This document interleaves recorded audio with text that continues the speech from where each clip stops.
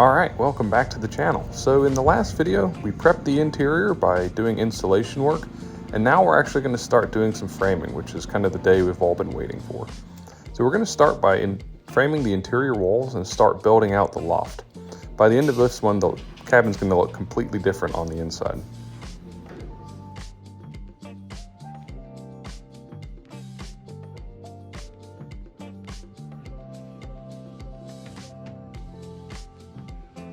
So we're starting with the first wall, which is actually at the back of the cabin and will be under the loft. So we'll build it flat on the floor first and then stand it up.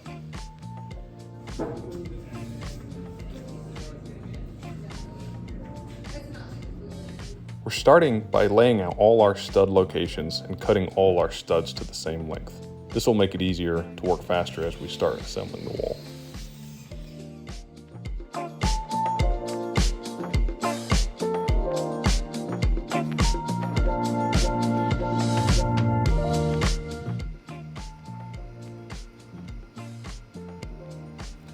So to frame this up, we're using 3-inch framing nails and a nail gun that I bought several years ago to do some work around the house.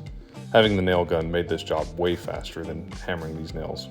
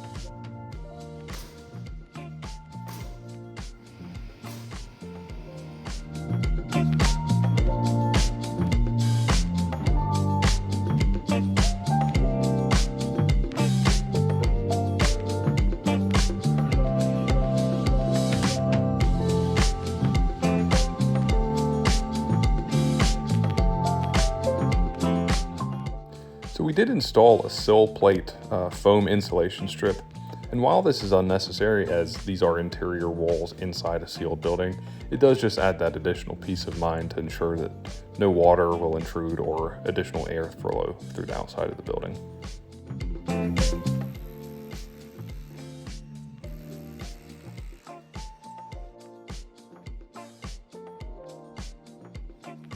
So to attach the sill plate to the concrete, we used 3-inch Tapcon screws, and these screws required pre-drilling with a hammer drill, so that's what I'm doing here. Next we come back and install the Tapcon screws.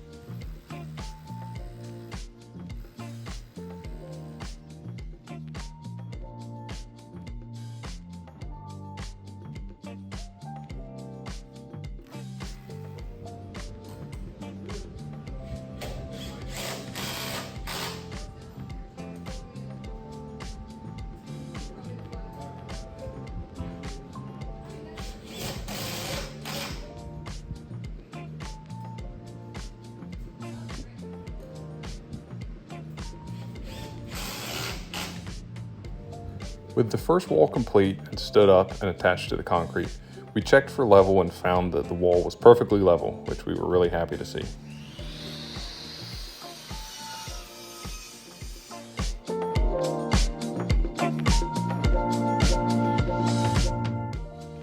With the first wall done, we moved on to the 2 side walls, and we just followed the same exact process.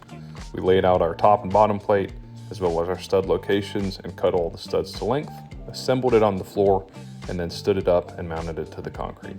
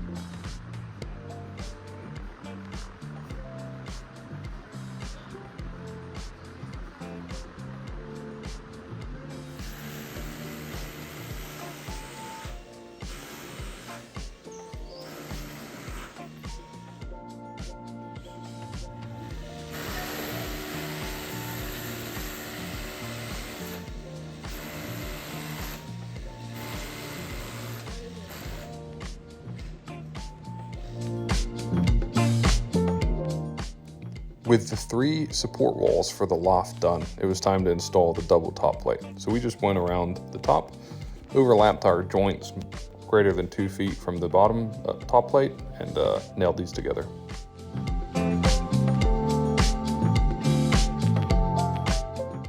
It was now time to move on to the floor joists for the loft area. So for these floor joists, we went with 2x10s and we're putting them on 12-inch centers, and this should give us a 40 PSF live load rating, so plenty for a loft.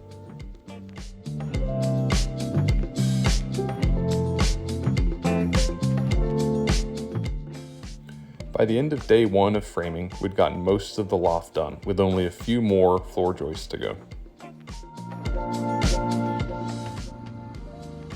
The next weekend we resumed framing, and this time we were lucky enough to have an extra special helper with our framing project.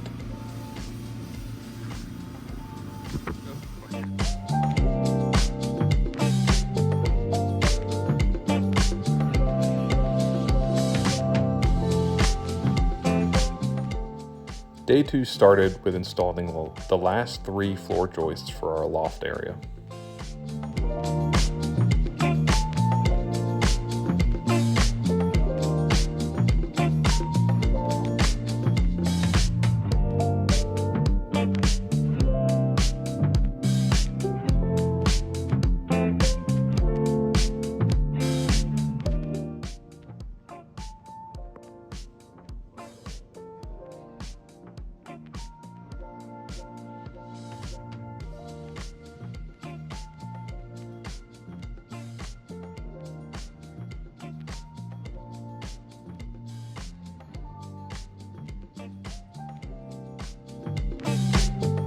Before starting to frame the front wall, we had to remove these 3 braces that go from the vertical steel posts to the roof trusses.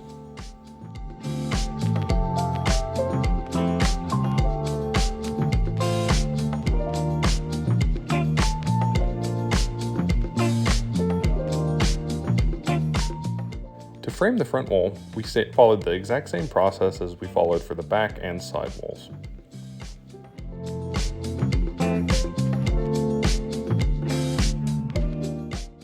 We did end up having to lay down the wall a few times just as we were framing around the window and door, and as these were already in place, we wanted to make sure the pieces of wood that we cut were perfect and accurate.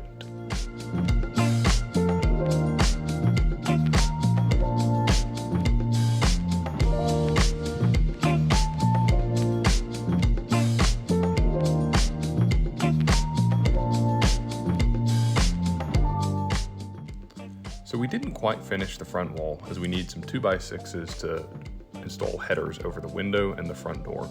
So our goal for next week is to get these headers done and then move on to framing the rest of the side walls.